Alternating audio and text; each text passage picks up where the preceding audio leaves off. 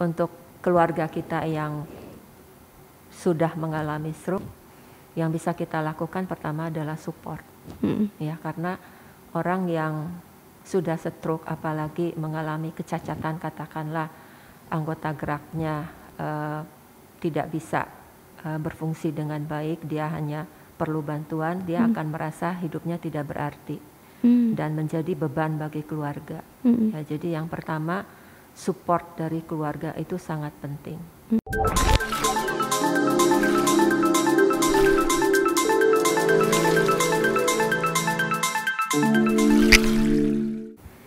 Selamat sore pemirsa Antara, kali ini kita kembali lagi di podcast Antara Lampung dan hari ini kita kedatangan salah satu narasumber yang namanya mirip dengan saya, Ruth juga, Dr. Ruth Marifa, yaitu salah satu spesialis saraf di Lampung. Dan kali ini kita ingin membicarakan tentang apa itu stroke dan juga apakah stroke bisa menjangkit anak-anak muda seperti kita. Jadi untuk melihat lebih lanjut dan juga mengenal stroke atau penyakit, apalagi hari Sabtu, hari stroke dunia. Jadi untuk lebih lanjut kita langsung ngobrol dengan Ibu Dr. Ruth Marifa. Halo, selamat sore Bu. Selamat sore. Ya Bu, ini namanya mirip ya Bu. Saya juga Ruth nih Bu. Iya, kita mau. Nama kita sama ya? Iya, namanya sama sih Bu. Bedanya saya baru tahu nih Bu dokter. Udah ini Bu, kita mau pemirsa Antara juga ingin tahu sih Bu tentang stroke. Stroke itu kalau menurut saya setelah baca-baca beberapa website dari WHO dan lain sebagainya, ternyata berdasarkan data epidemiologi itu stroke penyebab kematian kedua tertinggi di dunia, dan di Indonesia prevalensinya itu sampai 10,9%. Dan apa sih Bu sebenarnya stroke itu, bisa diceritakan nggak sih Bu? Oke. Stroke itu sebetulnya adalah gangguan ya, adanya gangguan di otak ya, menimbulkan gejala yang terjadinya mendadak ya, tidak pernah memberi tahu terlebih dahulu. Hampir sama seperti serangan jantung ya, cuma ini menyerangnya ke otak, jadi terjadi secara mendadak yang disebabkan karena gangguan aliran darah ke otak. Dan gejalanya berlangsung lebih dari 24 jam atau ya belum sampai 24 jam penderitanya meninggal dunia. Oh, bisa sampai dalam waktu 24 jam itu Bu? Jadi stroke itu adalah adanya gangguan ya, adanya gangguan gejala defisit, kita bilang defisit ya, defisit neurologi yang terjadi secara vokal ataupun global ya, ditandai dengan penderitanya kesadarannya menurun, terjadi secara mendadak lebih dari 24 jam atau belum sampai 24 jam penderitanya meninggal dunia yang disebabkan semata-mata karena gangguan aliran darah ke otak. Itu berarti tidak memungkiri semua orang bisa terkena itu ya Bu ya? Bisa, betul. Tiba-tiba meskipun kita hari ini sehat, tapi dalam waktu berapa ini ada gangguan itu langsung ya Bu? Iya, makanya stroke itu selalu kejadiannya mendadak tanpa ada gejala pendahuluan. Oh, tanpa ada gejala sama sekali? Oh. Ya, bisa aja dia, misalnya tadi dia masih bisa bekerja, pulang dari pasar atau pulang dari kantor, tiba-tiba kemudian dia terkena stroke. Kalau dari stroke sendiri itu bisa diakibatkan dari apa sih Bu penyebabnya gitu Bu? Stroke itu penyebabnya itu kita bilang faktor resiko ya. Faktor resiko. Faktor resiko dari stroke itu bisa kita kategorikan dua hal ya. Pertama yang bisa kita modifikasi, yang kedua yang tidak bisa kita modifikasi, yang tidak bisa kita perbaiki. Ya, misalnya yang tidak bisa kita perbaiki usia, ya, usia, kemudian jenis kelamin, ya, kemudian ras, ya, itu hal-hal yang tidak bisa kita perbaiki. Nah, kemudian yang bisa kita perbaiki ini yang harus menjadi kewaspadaan kita, ya. Jadi yang bisa kita perbaiki misalnya hipertensi, ya, kemudian kencing manis atau diabetes. Kemudian kelainan jantung, ya, itu trias mayor kita bilang ya, penyebab 3 penyebab utama dari stroke. Kemudian hal-hal yang lain juga yang tidak kalah pentingnya seperti kolesterol yang tinggi, merokok, asam urat tinggi, obesitas ya, kegemukan, terus kurang aktivitas, lalu faktor yang lain misalnya narkoba, ya, itu semua adalah faktor-faktor yang akan menjadi resiko terjadinya stroke. Berarti kalau dari habit atau kebiasaan sehari-hari juga bisa berpengaruh juga ya, Bu? Bisa, ya, bisa. Makanya sekarang ini kan kalau dulu kan stroke itu lebih cenderung ke orang yang tua ya, Iya. 60 tahun ke atas. Tetapi makin ke sini yang menderita stroke bukan cuma orang tua, tetapi banyak juga anak-anak muda lah, dewasa muda lah katakan seperti itu ya. 30-40 tahun, di bawah 50 tahun itu udah cukup banyak yang menderita stroke. Di usia-usia produktif itu, Ya, Bu ya? betul. Terus Bu, kalau misalkan ada nggak sih Bu perbedaannya ketika menjangkit yang produktif ini dengan yang tua gitu Bu, gejala klinisnya tuh, atau sama aja? Gejala klinisnya stroke itu sama ya, mau pada orang tua ataupun muda itu gejalanya sama ya. Jadi dia selalu mendadak, yang tadi saya katakan gejalanya mendadak, kemudian ditandai dengan gejala-gejala yang lain. Yang utama misalnya bicaranya nggak jelas ya, pelo ya, atau bisa juga dia tiba-tiba nggak bisa bicara sama ya. sama sekali nggak bisa bicara ya, kemudian bicaranya nggak nyambung, lalu mulutnya mengot misalnya ya, jadi wajahnya jadi nggak simetris. Lalu keluhan yang berikutnya yang paling banyak adalah kelemahan sebelah tubuh, baik anggota gerak atas ya, lengan sama tungkainya. Oh, berarti bisa menyebabkan disabilitas. Iya, secara permanen ya Bu ya? Betul, makanya stroke kan dikatakan penyebab cacat pertama. Oh, ya. Berarti selain mortalitas tadi yang mengerikan, ternyata untuk disabilitasnya juga bisa mengarah ke situ. Ya, dari catatan di Indonesia menurut Kemenkes bahwa stroke itu menjadi penyebab utama kecacatan. Itu ya. Bisa ini kan nggak Bu, kayak terapi ataupun? Bisa sih ya, terapi itu kan merupakan salah satu upaya untuk memaksimalkan fungsi yang masih ada, gitu ya. Jadi stroke itu kan ada dua macam, ada stroke pendarahan, ada stroke karena sumbatan. Ya, jadi kita bagi atas dua ini. Yang sumbatan ini, yang perdarahan itu mortalitasnya lebih tinggi daripada yang sumbatan. Kenapa itu Bu? Ya, karena kan kalau misalnya perdarahan kan pembuluh darah otaknya kan pecah. Iya. Ya, jadi pecah sehingga menyebabkan penambahan volume di otaknya kan ya. Dia kalau terjadi penambahan volume ya tergantung besar kecilnya ya volume tersebut. Kalau besar dia akan menekan jaringan otak yang sehat sehingga terjadi penekanan, herniasi kita bilang ya. Itu akan menimbulkan seseorang jadi tidak sadar, kemudian bisa meninggal dunia. Jadi kalau perdarahan itu mortalitasnya bisa 3 kali daripada yang bukan perdarahan. Kalau yang satunya lagi Bu, yang bukan pendarahan? Yang bukan pendarahan itu mortalitasnya sekitar ya 10-12% gitu. Ya, jadi ya resiko stroke itu pertama meninggal, kedua kecacatan. Ya, dia sembuh ya, misalnya ya dia masih bertahan hidup. Ya, dari yang bertahan hidup ini bisa timbul kecacatan, bisa juga dia bisa sembuh gitu ya, bisa melakukan aktivitas sehari-harinya dengan baik. Bu, aku pengen tahu Bu, antara dua jenis stroke tadi, yang pendarahan dan yang tidak pendarahan itu Bu, itu penyebabnya juga sama Bu? Hampir sama, semua faktor resiko stroke itu hampir sama yang disebutkan tadi ya. Paling banyak itu hipertensi. Oh, hipertensi. Hipertensi itu 52% menjadi faktor resiko dari stroke. Dan hipertensi bisa menyebabkan stroke perdarahan dan stroke sumbatan. Oh, bisa langsung dua itu? Dua-duanya bisa. Oh, bukan untuk penanganan pertama Bu, ketika kita terkena itu, selain sebelum ke fasciankes terdekat itu, ada nggak sih Bu? Penanganan pertama pada pasien stroke. Jadi orang sudah terkena stroke. Ya, kalau stroke itu kan serangan ya, sama seperti serangan jantung. Ya, jadi ketika seseorang memiliki tanda-tanda atau gejala stroke tadi, sebaiknya dia ke rumah sakit. Ya, karena kita mengenal istilah time is brain. Ya, jadi kita berpacu dengan waktu. Sama seperti seseorang yang misalnya punya serangan jantung, dia akan langsung ke rumah sakit, nggak diem dulu di rumah gitu ya.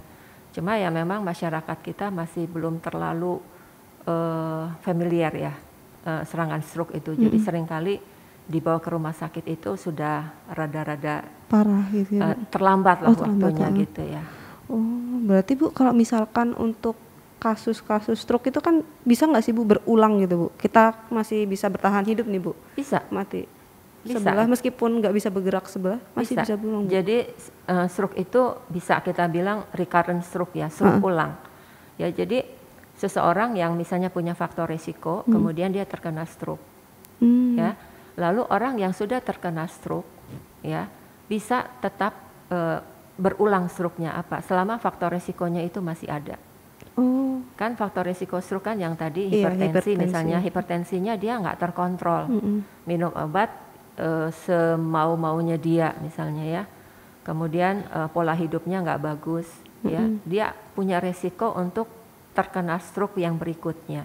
Bisa gitu. ada stroke ulangan Iya, berulang. makanya kita perlu melakukan pencegahan stroke. Nah, pencegahan stroke ini bisa pencegahan kita bilang pencegahan primer, bisa dengan pencegahan sekunder. Nah, pencegahan primer itu apa? Orang yang punya faktor resiko tapi belum menjadi stroke. Ya, jadi kita kelola faktor resikonya ini supaya dia nggak menjadi stroke gitu. Ya, kemudian yang sekunder adalah orang yang sudah terkena stroke punya faktor resiko, kita jaga supaya dia tidak menjadi stroke yang berikutnya. Ya, jadi kita harus kontrol betul faktor resikonya. Bukan berarti tidak mungkin kena ya, tetapi meminimalisir kemungkinan untuk menjadi serangan berikutnya. Lalu Bu, kalau untuk anak-anak muda nih Bu, karena kita fokus hari ini untuk mencegah stroke untuk anak-anak muda nih Bu, untuk yang produktif. Apa sih Bu untuk pencegahannya untuk kami gitu yang anak muda gitu? Baik ya. Untuk pencegahan stroke sih hampir sama ya, baik usia muda atau usia tua. Yang pertama adalah kendalikan faktor resiko. Setiap orang punya faktor resiko yang berbeda-beda, ya. Terutama hipertensi, kencing manis, kemudian kelainan jantung. Itu yang utama. Komorbid Betul, itu. komorbidnya. Nah, sekarang untuk usia muda mungkin lebih mengarah ke pola hidup.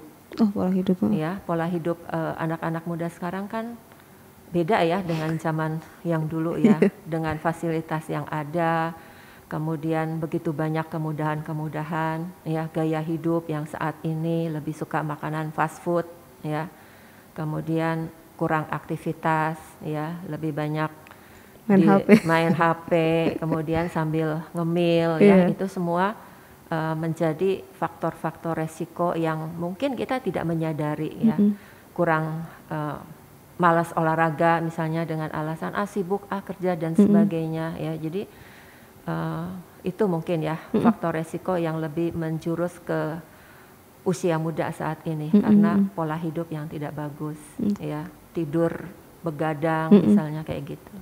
Bu, kalau untuk pria dan wanita itu lebih banyak yang beresiko terkena, ada nggak sih Bu? Kalau di penyakit-penyakit kan ada. Untuk stroke sih, kalau setahu saya mungkin yang pria lebih banyak ya daripada yang wanita. Ya. Itu dari segi dari penelitian, kalau saya nggak salah ingat ya, sepertinya pria lebih banyak daripada wanita. Ya. Berarti harus lebih aware ya Bu. Betul. Untuk itu pengelolaan stres apalagi ya Bu. Iya, terutama stres ya, karena mungkin tekanan pekerjaan dan sebagainya ya. Gitu. Bu, untuk tadi kan Ibu sempat juga bercerita kalau misalkan salah satu ciri-cirinya tuh mengot sebelah atau apa. Kita kan kadang-kadang kalau masyarakat tuh mungkin ada yang ketarik atau itu membedakan gimana sih Bu? Ya, untuk yang mengot ya, biasanya kan kita tahu ya wajah kita simetris apa enggak gitu ya. Kalau seandainya tidak simetris sejak dulu, ya kita nggak bisa bilang oh ini stroke. Yang tadi saya katakan bahwa stroke itu gejalanya tiba-tiba. Pasti kita setiap hari ngelihat wajah kita di kaca ya, gitu. Nah, ketika kita ngaca kemudian tiba-tiba loh waktu kita senyum kok mencong sebelah gitu ya. Atau misalnya ketika kita makan kok makanannya terkumpul di salah satu tempat, ya. Jadi orang yang mengalami hal tersebut, atau misalnya dia sikat gigi nih, ketika dia mau meludah mengeluarkan ininya, loh kok nggak bisa meniup gitu. Oh nggak bisa. Ya karena kan lumpuh sebelah, wajahnya jadi lumpuh sebelah sehingga dia kalau mau meniup bocor gitu. Ya, kalau dia makan makanannya terkumpul di sebelah. Sebelahnya. Iya, gitu. Oh, itu jadi salah satu Betul, ciri pertama. karena saraf wajahnya yang lumpuh gitu. Ketika kita senyum kan simetris ya gitu ya. Ketika salah satu sarafnya lumpuh, dia pasti nggak akan simetris, jadi dia akan mengot gitu. Hari stroke dunia. Ada pesan-pesannya nggak sih Bu, sebagai ibu, sebagai seorang praktisi kesehatan, dokter yang setiap harinya melihat banyak orang yang terkena stroke gitu? Ya, mungkin yang bisa saya sampaikan kepada anak-anak muda terutama ya, yang belum kena stroke, perlu aware ya saat ini. Kita tahu faktor resiko stroke itu apa, sebaiknya sih mencegah ya daripada sudah terkena.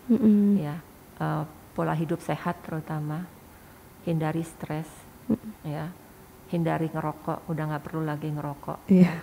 Kemudian coba manfaatkan waktu dengan bijak, ya, hidup lebih tertib, lebih sehat, makanan sehat saat ini mungkin itu yang bisa saya sampaikan. Dan yang punya faktor resiko, misalnya punya riwayat hipertensi ya dari keluarga yang punya darah tinggi, kencing manis, coba bisa dikontrol ya supaya tensinya tidak tinggi.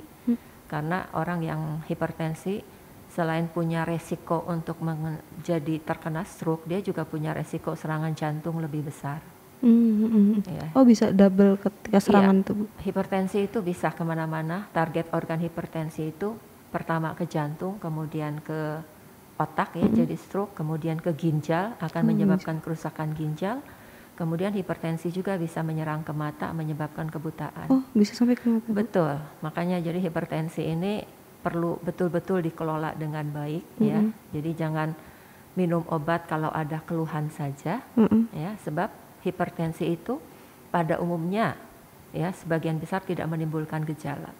Oh, ya. Bu boleh minta tipsnya dikit nggak sih Bu? Tadi kan hipertensi yang di underline lah sama Ibu.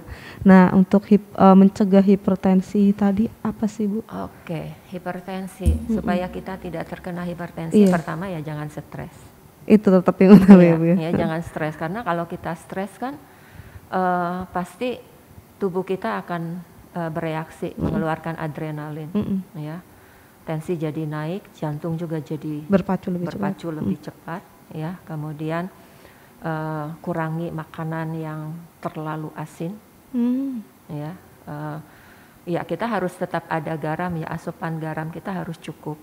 Cuma kalau berlebih akhirnya jadi penyakit, ya. Kemudian istirahat cukup, lalu olahraga.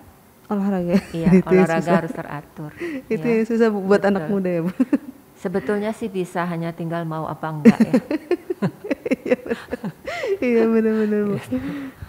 Lalu apa lagi nih Bu selain itu Bu? Ada nggak Bu? Untuk usia muda ya, ya itu mungkin ya pola makan. Pola makan yang saat ini kita suka cari gampangnya aja, junk food gitu ya. Nggak suka sayur, ya nggak suka sayur, nggak suka buah, gitu. Jadi semua makanan instan yang lebih banyak dikonsumsi, padahal makanan instan itu kan banyak pengawetnya yang jelas tidak terlalu sehat, ya. Jadi kalau bisa menikmati makanan yang segar itu jauh lebih baik.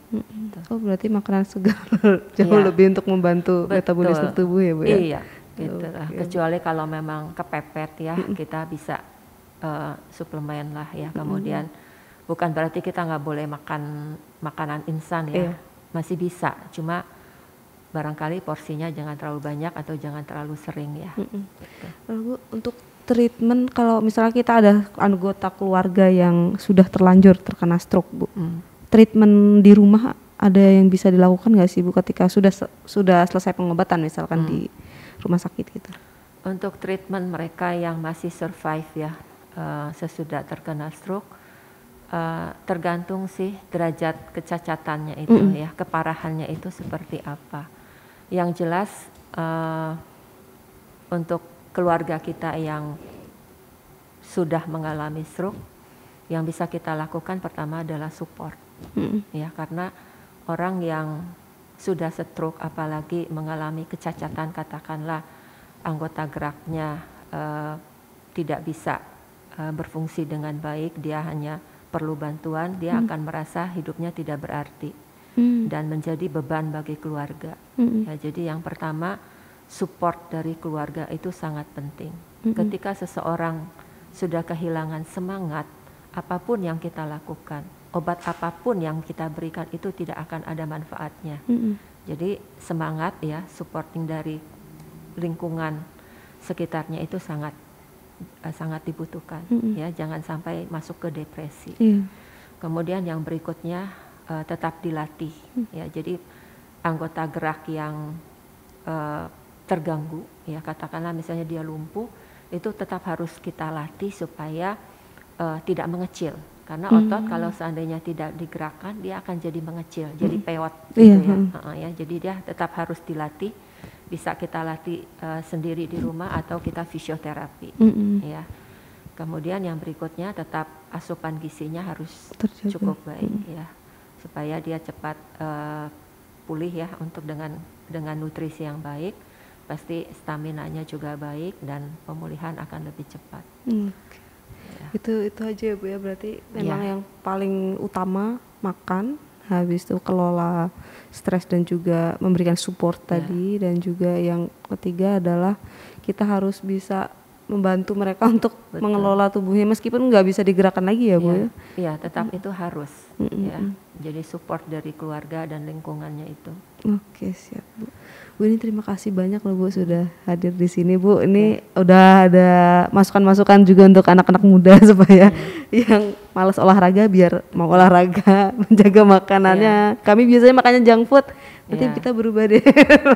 Mungkin perlu porsinya aja kali, porsi ya yang diganti ya Bu ya. Gitu. Saya juga nggak anti junk food, kadang-kadang masih suka juga gitu ya, supaya nggak lupa rasanya. Lalu obesitas juga ya Bu ya? Betul, obesitas. Obesitas itu ya Bu ya. Kan obesitas terjadi kenapa? Karena banyak makan makanan instan, kurang olahraga kan. Sambil kita ngerjain apa selalu ngemil kan. Ya, itu yang bikin obes. Saya berarti harus ini jadi salah satu warning juga buat kami anak muda nih Bu. Nih Bu, terima kasih banyak sudah hadir di podcast Antara, sudah membagikan pengalaman juga, bahkan tadi secara rinci diberikan gejala-gejala klinis apa yang spesifik ketika menghadapi stroke, dan juga sudah ada pesan-pesan juga untuk Hari Stroke Dunia nih Bu. Terima kasih banyak sudah hadir di podcast Antara, dan pemirsa, kita akhiri podcast kita pada sore hari ini setelah berbincang cukup lama ya Bu ya dengan Dr. Ruth Marifa yang mungkin agak sibuk hari ini menyempatkan waktu di sini. Terima kasih, selamat sore.